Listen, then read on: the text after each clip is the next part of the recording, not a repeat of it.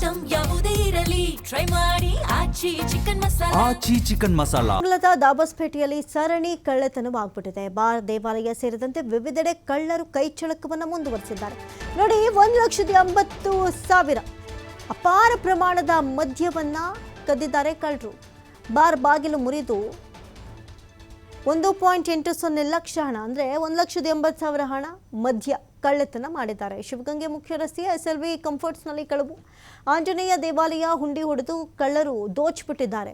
ಅಂದನಪ್ಪ ಲೇಔಟ್ನ ಅಭಯ ಆಂಜನೇಯ ದೇಗುಲ ಅರ್ಚಕರು ದೇವಾಲಯಕ್ಕೆ ತೆರಳಿದ ಬಳಿಕ ಪ್ರಕರಣ ಇದೀಗ ಬೆಳಕಿಗೆ ಬಂದಿದೆ. ಮುನೇಶ್ವರ ದೇವಾಲಯದ ಬೀಗ ಒಡೆಯೋದಕ್ಕೆ ವಿಫಲ ಯತ್ನ ಮಾಡಿಕೊಂಡಿದ್ದಾರೆ.